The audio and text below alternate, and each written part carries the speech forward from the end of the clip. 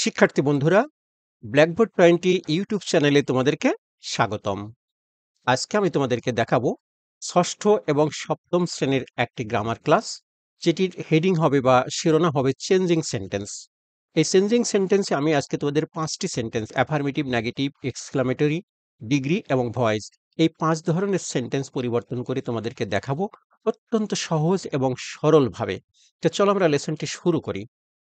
আজকের এই লেসনটি আমি নিয়েছি আমার student handbook for class 6 and 7 এই বইয়ের 111 নম্বর পৃষ্ঠা থেকে, এবং প্র্যাকটিস শিট নাম্বার 15 অর্থাৎ 15 নম্বর প্র্যাকটিস শিট থেকে আমার বইয়ের মধ্যে হুবহু নিয়মগুলো তুলে নিয়ে এসে আমি তোমাদেরকে এই 5টি সেন্টেন্স পরিবর্তন করে দেখাবো। তো এই 5টি সেন্টেন্স আমরা একটি একটি করে প্রতি পেজে একটি করে দেখব। প্রথমে আমরা দেখব Sowad is one of the cleverest boys in his class. আমরা করব কম্পারেটিভ ডিগ্রি। এই হচ্ছে আমাদের সেন্টেন্সটি। Sowad is one of the cleverest boys in his class. কোন ডিগ্রি করব? কম্পারেটিভ ডিগ্রি করব। তো এটা কত number practice sheet? 15 number, page number 111। তো তোমরা যারা ইতিমধ্যেই যারা বই নিয়েছো সেই বইটি কিন্তু সামনে রাখতে পারো এই পেজ নাম্বার খেয়াল করে। তো এই যে কম্পারেটিভ ডিগ্রিতে আমরা যে এই সেন্টেন্সটাকে তৈরি করব, তো এই ডিগ্রি কয় প্রকার এটিকে আমরা সবাই জানি। তো ডিগ্রি 3 প্রকার: পজিটিভ, কম্পারেটিভ এবং সুপারলেটিভ। তো এই ডিগ্রিটা কোন ফর্মে আছে সেটি আমরা একটু খেয়াল করে দেখি। দেখো, যদি সুপারলেটিভ ডিগ্রি হয় তাহলে সাধারণত একটি দা থাকবে এবং ইএসটি থাকবে। খেয়াল করো, এখানে একটি দাস এবং অ্যাডজেক্টিভের শেষে ইএসটি আছে, তার মানে এই বাক্যটি হচ্ছে সুপারলেটিভ ডিগ্রিতে আছে। এই যে সুপারলেটিভ ডিগ্রি, আমরা করব কি কম্পারেটিভ। তো কম্পারেটিভে কি হয়? বিগার হয়। আর পজিটিভ ডিগ্রি কি হয়? যখন কোনো অ্যাডজেক্টিভের তুলনা হয় না। যেমন এটি একটি বড় বাড়ি, it is a big house. দেখো, আমি কারোর সাথে তুলনা করি না, তুলনা করি নাই। আর দুটার মধ্যে যখন তুলনা করব তখন আমরা লিখব বিগার। আর দুয়ের অধিক বা অনেকের মধ্যে তুলনা করলে আমরা লিখে হচ্ছে বিগেস্ট, অর্থাৎ ইএসটি ফর্মে লিখি। তো এই সেন্টেন্সটাকে আমরা যখন কম্পারেটিভ করব, আমরা নিয়মগুলো দেখে দেখে করব। আমার বইয়ের মধ্যে থেকে এই নিয়মগুলো হুবহু তুলে নিয়ে এসেছি। সুপারলেটিভ ডিগ্রিতে যদি ওয়ান অফ দ্য এর ব্যবহার থাকে, কিসের ব্যবহার থাকে? One of the. খেয়াল করো, এইখানে ওয়ান অফ দা আছে এবং অ্যাডজেক্টিভের শেষে ইএসটিও আছে। তাহলে ওয়ান অফ দা আছে এবং অ্যাডজেক্টিভের শেষে ইএসটি আছে, তবে তাকে কম্পারেটিভ ডিগ্রিতে পরিবর্তন করতে বাক্যের সাবজেক্ট ও ভার অপরিবর্তিত থাকে। অর্থাৎ এই সাবজেক্ট আর এই ভার্বের কোনো পরিবর্তন হবে না যদি কোনো সেন্টেন্সটা কম্পারেটিভ ডিগ্রি হয়। আর তাকে যদি আমরা করি হচ্ছে কোন ডিগ্রি? সরি, যদি কোনো ডিগ্রি সুপারলেটিভ হয়, এটা সুপারলেটিভ ফর্মে আছে। এই যে আমরা এখান থেকে বুঝতে পারছি ইএসটি, এই যে ইএসটি। আর আর তাকে যদি আমরা কম্পারেটিভ করি, তবে সুপারলেটিভ থেকে কম্পারেটিভ করতে গেলে সাবজেক্ট অবজেক্টের কোনো পরিবর্তন হবে না। এই যে সাবজেক্ট থাকবে, ভার্ব থাকবে, এর কোনো পরিবর্তন হবে না। তো এইটার মধ্যে তো ওয়ান অফ দা আছে, তাই না? যেমন এই যে সুপারলেটিভ ডিগ্রি, এখানে কিন্তু ওয়ান অফ দা নাই, কিন্তু আমাদের এই ডিগ্রির মধ্যে ওয়ান অফ দা আছে। এই যে one of the, one of the থাকলে তার নিয়মটা কি হবে তোমরা এখান থেকে দেখে নাও। দেখো, সুপারলেটিভ ডিগ্রিতে যদি one of the plus adjective plus EST থাকে, এই যে আমাদের ওয়ান অফ দা আছে, অ্যাডজেক্টিভ প্লাস ইএসটি আছে, তখন তাকে কম্পারেটিভ ডিগ্রি করলে এই যে দেন মোস্ট আদার হবে। তো দেন মোস্ট আদার কোথায় হবে সেটা আমরা পরে বলছি। তো আমরা এইটুকু পড়ে শুরু করব। সুপারলেটিভ ডিগ্রিতে যদি ওয়ান অফ দা এর ব্যবহার থাকে, তবে তাকে কম্পারেটিভ ডিগ্রিতে পরিবর্তন করতে বাক্যের সাবজেক্ট ও ভার্ব অপরিবর্তিত থাকে। তাহলে আমরা এই সাবজেক্টটা অপরিবর্তিত লিখব, আবার এই ভার্বটাও লিখব। লিখলাম। তারপরে বলছে ওয়ান অফ দা তুলে দেব। তার মানে এই ওয়ান অফ দা এটাকে থাকবে না। মাথায় রাখতে হবে যে ওয়ান অফ দা এটা সুপারলেটিভ ডিগ্রির বৈশিষ্ট্য, কিছুতেই এটা কম্পারেটিভ ডিগ্রিতে থাকবে না। তারপরে এটা কেটে দিলাম। এই যে আমরা এটা কেটে দিলাম, কেটে দিয়ে তারপর কি করতে বলছে? অ্যাডজেক্টিভ এর কম্পারেটিভ ফর্ম লিখতে হবে। এই যে আমাদের অ্যাডজেক্টিভতে আমরা জানি ক্লেভারেস্ট, এর কম্পারেটিভ ফর্ম হচ্ছে ইয়ার যোগ করব ক্লেভারার। তো আমরা লিখে দিলাম ক্লেভারার। তাহলে আমরা সাবজেক্ট লিখলাম, ভার্ব লিখলাম, এই অ্যাডজেক্টিভের সুপারলেটিভ ফর্ম লিখলাম। তারপরে কি করতে বলছে একটা একটু করে আমরা দেখব আর লিখবো। এরপর দেন মোস্ট আদার লিখতে হবে। এই যে one of the plus adjective plus EST degree যদি থাকে, যদি সেটা সুপারলেটিভ ডিগ্রিতে ওয়ান অফ দা এর ব্যবহার থাকে, কম্পারেটিভ ডিগ্রিতে দেন মোস্ট আদার হবে। তো এইবার আমরা লিখবো দেন মোস্ট আদার। কোথায় লিখছি? আমরা অ্যাডজেক্টিভের পরে লিখছি। এই যে অ্যাডজেক্টিভ লিখে ফেলেছি কম্পারেটিভ ফর্মে, এবার আমরা লিখবো দেন মোস্ট আদার। এরপরে কি করব? আবার আমরা নিয়ম দেখে নেব। বাকি অংশে হুবহু লিখবো। কোনটুকু বাকি আছে? Boys in his class. তা আমরা লিখে দিলাম বয়েজ ইন হিজ ক্লাস। কি ধরতে পেরেছি? দেখো, সবটুকু নিয়ম ধরে ধরে করেছে। আমার বইয়ের মধ্যে এইভাবেই নিয়ম লেখা আছে এবং এইভাবেই প্র্যাকটিস শিটগুলো দেওয়া আছে। তাহলে আমরা এই সেন্টেন্সটিকে সুপারলেটিভ ডিগ্রিকে আমরা কি করলাম, কম্পারেটিভ করলাম নিয়মের সাথে সাথে। এবার আমরা পরের বাক্যটি দেখব। আমাদের পরের বাক্যটি ছিল এক্সক্লেমেটরি সেন্টেন্স করতে হবে। আছে কিসে? He is very punctual to go to his school. সে তার স্কুলে যেতে খুবই সময়নিষ্ঠ। এটা একটা অ্যাসেরটিভ সেন্টেন্স, আমরা করব এক্সক্লেমেটরি। নিয়ম দেখি। যদি অ্যাসেরটিভ সেন্টেন্সে ব্যবহৃত ভেরি এর পর কোনো নাউনের ব্যবহার না থাকে, অ্যাডজেক্টিভ কিংবা অ্যাডভার্ব থাকে, তবে তাকে এক্সক্লেমেটরি সেন্টেন্সে পরিবর্তন করতে হলে বাক্যে ব্যবহৃত ভেরি এর পরিবর্তে শুরুতে হাউ লিখতে হয়। তোমরা কি ধরতে পেরেছো? বলেছে অ্যাসার্টিভ সেন্টেন্সে ভেরি এর পরে, এই যে ভেরি এরপর কোনো নাউনের ব্যবহার না থেকে, দেখো এই ভেরি এর পরে এখানে কোনো নাউন নেই, পাংচুয়াল এটা গুণবাচক শব্দ আছে। নাউনের ব্যবহার না থেকে অ্যাডজেক্টিভ কিংবা অ্যাডভার্ব, অর্থাৎ এখানে অ্যাডজেক্টিভ কিংবা অ্যাডভার্ব যদি থাকে, তবে তাকে এক্সক্লেমেটরি সেন্টেন্স পরিবর্তন করতে হলে বাক্যের শুরুতে এই ভেরি এর পরিবর্তে হাউ লিখবো। তাহলে এই ভেরিটা তো থাকবে না, তাই না? আমরা কি করব, ভেরিটা আমরা কেটে দেবো। এটা আমরা ভেরি কেটে দিলাম, কেটে দিয়ে আমরা কি লিখবো শুরুতে, এই যে পরিবর্তে শুরুতে হাউ লিখবো, তো আমরা লিখে দিলাম হাউ। তারপরে কি করব আবার দেখে নিই। এরপর অ্যাডজেক্টিভ বা অ্যাডভার্ব যেটাই থাকবে না কেন সেটা লিখবো। এই আমাদের অ্যাডজেক্টিভ, সেটা আমরা লিখে দিলাম পাংচুয়াল। তাহলে হাউ পাংচুয়াল। দেখো আমরা এই অংশে কিন্তু সাবজেক্ট এবং ভার্ব কিন্তু লিখি নাই। তারপরে কি করব, বাক্যের বাকি অংশ লিখব। অর্থাৎ এই যে আমরা লিখেছি পাংচুয়াল, ভেরি কেটে দিয়ে লিখেছি হাউ, পাংচুয়াল লিখে দিয়েছি, তার বলতে বাক্যের বাকি অংশ লিখবো। বাকি অংশ কোনটুকু? এইটুকুও বাকি আছে। এই যে পাংচুয়ালের পরে এইটুকু সবটুকু বাকি আছে। তাহলে আমরা এখান থেকে শুরু করব। প্রথমে হি লিখবো, তারপরে ইজ লিখবো, লিখলাম। তারপরে এই যে এইটুকু বাকি আছে গো টু হিজ স্কুল, সবটুকু লিখলাম। এরপরে কি হবে, বাক্যটি যেহেতু এক্সক্লেমেটরি সেন্টেন্স, তাই বাক্যের শেষে আবেগসূচক চিহ্ন বসাবো। তাহলে এইখানে একটা আবেগসূচক চিহ্ন বসবে। আমাদের বসলো। আশা করি এটা আমরা ধরতে পেরেছি। এবার আমরা যাব হচ্ছে দ্বিতীয় সেন্টেন্সটি, সেটি হচ্ছে হি নেভার স্পিক্স লাইজ। সে কখনো মিথ্যা বলে না। কি করব আমরা? অ্যাফার্মেটিভ করব। তাই আসো আমরা নিয়ম ধরে ধরে শুরু করব। আমি প্রত্যেকটি নিয়ম দেখাবো। আমি আগেই বলেছি তোমাদের, নেগেটিভ সেন্টেন্সে ব্যবহৃত যে শব্দটি মূল তথ্য প্রদান করে, অর্থাৎ যেই শব্দটিকে কেন্দ্র করে বাক্যটি বলা হয়, সেই শব্দটির অ্যান্টোনিম বা বিপরীত শব্দ ব্যবহার করতে হবে। কোন শব্দ? বিপরীত শব্দ ব্যবহার করতে হবে। আমি এখন তোমাদের প্রথমে বুঝাবো যে নেগেটিভ সেন্টেন্সে ব্যবহৃত যেই শব্দটি মূল তথ্য প্রদান করে, অর্থাৎ যে শব্দটিকে কেন্দ্র করে বাক্যটি বলা হয়, তাহলে কোন শব্দটিকে কেন্দ্র করে বলা হয়? খেয়াল করো। He never speaks lies. সে কখনো মিথ্যা বলে না। বলতো কি বলার জন্য এই বাক্যটা বলেছি? সে যে মিথ্যা কথা বলে না, এইটুকু বলার জন্য এই পুরো সেন্টেন্সটা আমরা ব্যবহার করেছি। তাহলে এই লাইজ হচ্ছে কেন্দ্রীয় শব্দ। এই কেন্দ্রীয় শব্দের কোন শব্দ ব্যবহার করতে হবে? অ্যান্টোনিম বা বিপরীত শব্দ। তো লাইজ মানে মিথ্যা, তার বিপরীত শব্দ কি? বিপরীত শব্দ হচ্ছে ট্রুথ, সত্য। মিথ্যার বিপরীত শব্দ সত্য। আচ্ছা, আমরা আরেকটা উদাহরণ দেখে নিই। She is not a hardworking girl. সে একটা পরিশ্রমী মেয়ে নয়। তার মানে এই মেয়ে পরিশ্রম করতে জানে না, পরিশ্রম করে না। তাহলে এই বাক্যটিকে কি কেন্দ্র করে আমরা বাক্য বলেছি? হার্ড ওয়ার্কিং, পরিশ্রমী, কঠোর পরিশ্রমী নয়। তাহলে এটি হচ্ছে আমাদের এই বাক্যের কেন্দ্রীয় শব্দ বা সেন্ট্রাল ওয়ার্ড, যেটাকে আমরা বলবো। তাহলে এটির কি হবে? বিপরীত শব্দ। হার্ড ওয়ার্কিং মানে কঠোর পরিশ্রমী, তার বিপরীত শব্দ হচ্ছে লেজি, অলস। আমরা এটার পরিবর্তে আমরা অলস, লেজি লিখবো। আবার আরেকটা বাক্য দেখি, দে আর নট অনেস্ট। তারা সৎ নয়। তাহলে তারা কি? এই শব্দকে কেন্দ্র করে আমরা বাক্য বলেছি তারা কি নয়? সৎ নয়। এটাকে কেন্দ্র করে পুরো বাক্যটা। তাহলে সতের বিপরীত শব্দ কি? অসৎ। ইংরেজি হবে ডিসঅনেস্ট। তো এই জাতীয় সেন্টেন্সকে আমরা যখন নেগেটিভ করব, তখন আমরা কি করব? নিয়ম দেখো।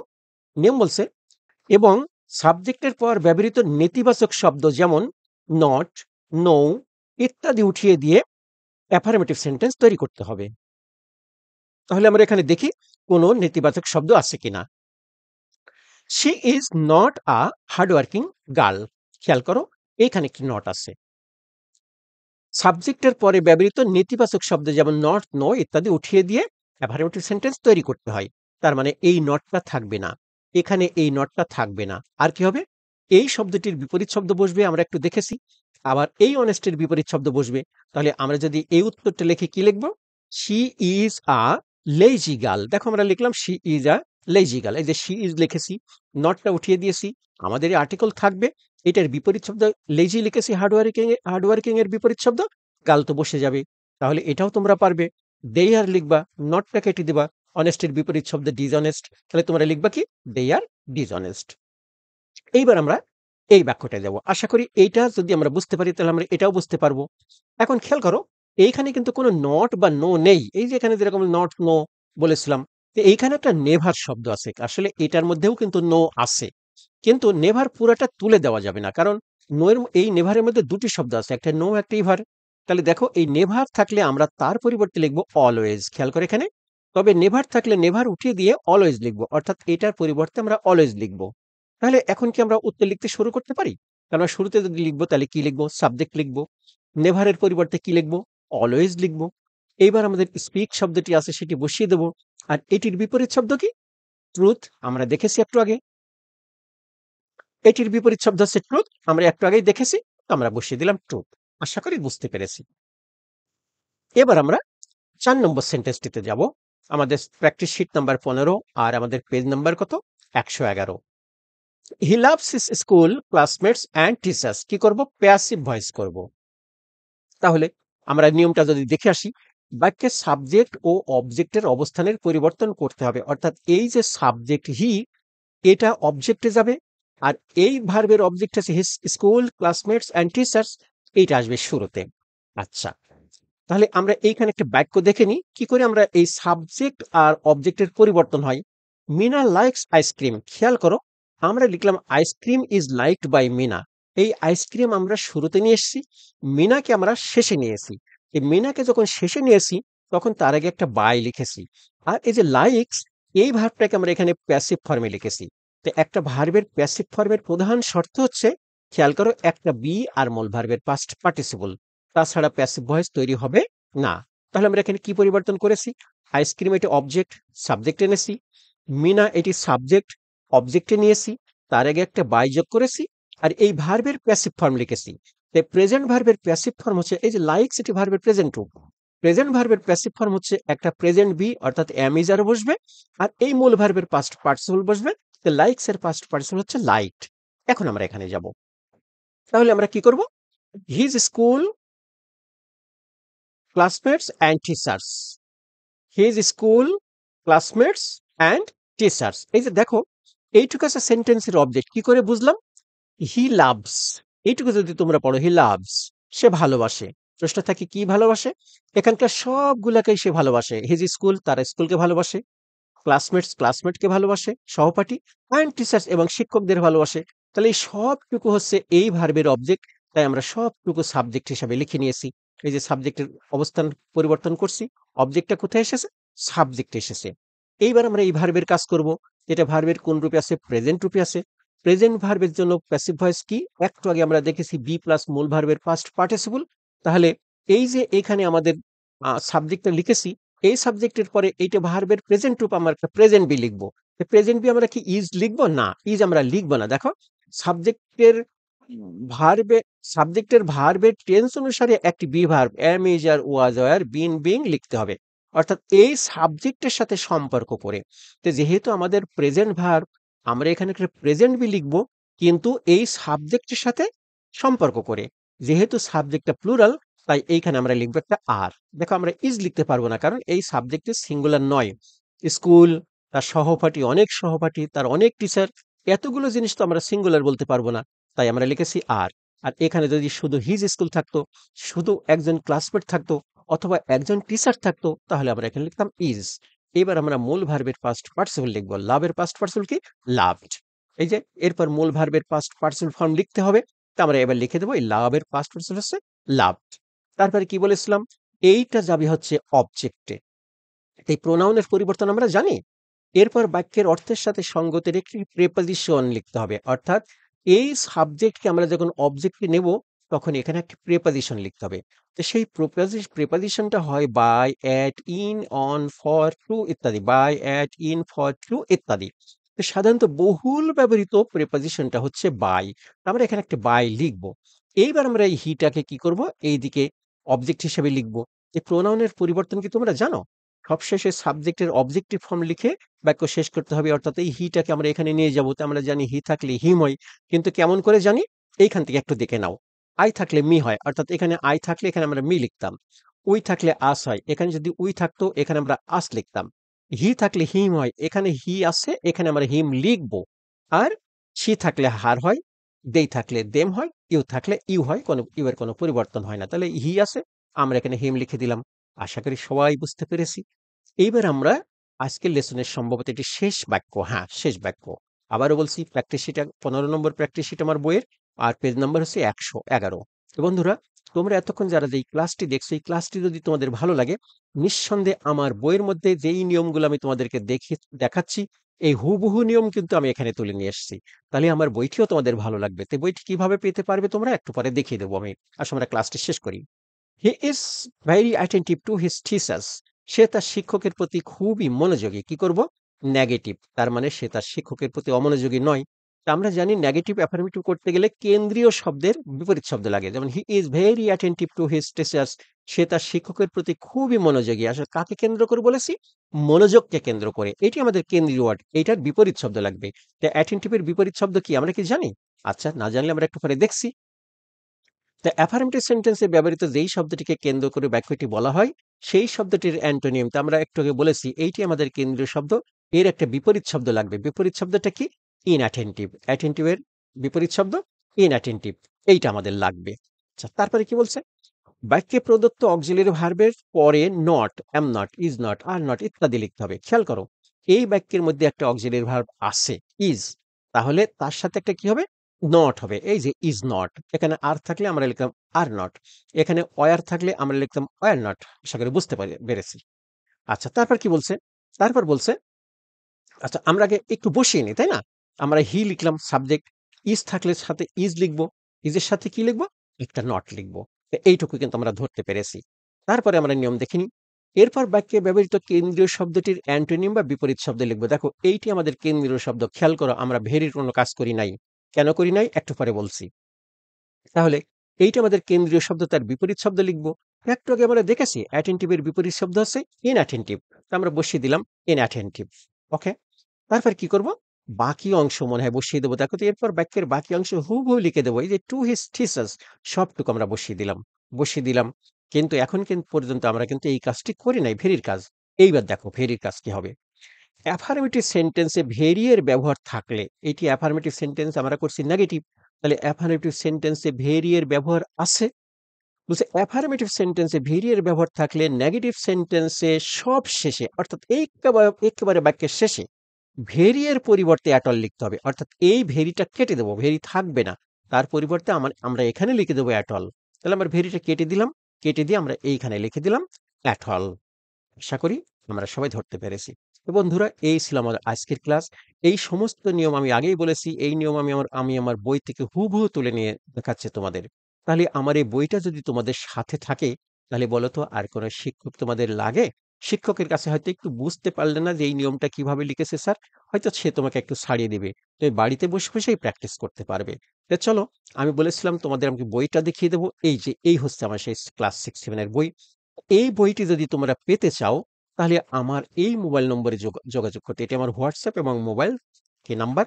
আর এই বইটির মূল্য ৳290। কেউ যদি পেতে চাও, তাহলে আমার এই নাম্বারে কল করতে হবে। হোয়াটসঅ্যাপে করতে পারো, অথবা আম মোবাইলে মোবাইল নম্বর দিয়ে কল করতে পারো। আর বই পাঠানোর মাধ্যম হচ্ছে সুন্দরবন কুরিয়ার সার্ভিস অথবা কন্টিনেন্টাল কুরিয়ার সার্ভিস। তবে আমি সুন্দরবনটাকে বেটার ফিল করি। তারপরে কি, এই বইটি হচ্ছে 2026 সালে যারা এসএসসি পরীক্ষা দেবে, 2025 সালে যারা ক্লাস 10-এ শর্ট সিলেবাসের উপরে লেখা। চমৎকার একটি বই। এই বইটির দামও ৳290। আর পাওয়া হচ্ছে সুন্দরবন কুরিয়ার সার্ভিস। একই সাথে একই নাম্বারে যোগাযোগ করতে হবে। এটি হচ্ছে স্টুডেন্টস হ্যান্ডবুক 4, আমার তৃতীয় বই এটি। এই বইটি পেতে হলে তোমাদেরকে যোগাযোগ করতে হবে একই নাম্বারে 01740717656, একই নাম্বারে। এই বইটির মূল্য হচ্ছে ৳340। আর আমার শেষ বইটি হচ্ছে স্টুডেন্টস হ্যান্ডবুক, অর্থাৎ এই বইটি হচ্ছে ষষ্ঠ থেকে দশম শ্রেণীর। একই বইয়ের মধ্যে সকল ক্লাসের মাধ্যমিকের সকল গ্রামার এই একই বইয়ের মধ্যে আছে। এই বইটির দাম ৳350। আর যোগাযোগ একই নাম্বার 01740717656, এই নাম্বারে। তো বন্ধুরা, এই ক্লাসটি যদি তোমাদের ভালো লাগে, তাহলে নিশ্চয়ই এতক্ষণে তোমাদের মুখের ভাবটা এমন না হয়ে এমন হয়েছে। আর যদি এমন হয়, নিশ্চয়ই এতক্ষণ একটা লাইক করেছে, একটি কমেন্ট করবে। লাইক কমেন্টস করলে আমার ক্লাস করতে ভালো লাগে, নিজের উৎসাহ পাই। আর অবশ্যই চ্যানেলটিকে সাবস্ক্রাইব করে রাখো, যাতে আমার সমস্ত ক্লাস আপলোড দেওয়ার সাথে সাথে তোমাদের কাছে পৌঁছে যায়। আর ভালো লাগলে ক্লাসটি বন্ধুদের সাথে শেয়ার করতে ভুল করো না। আজকে আর নয়, খুব শীঘ্রই দেখা হবে নতুন ক্লাস নিয়ে। সেই পর্যন্ত তোমাদের সবাইকে আল্লাহ হাফেজ।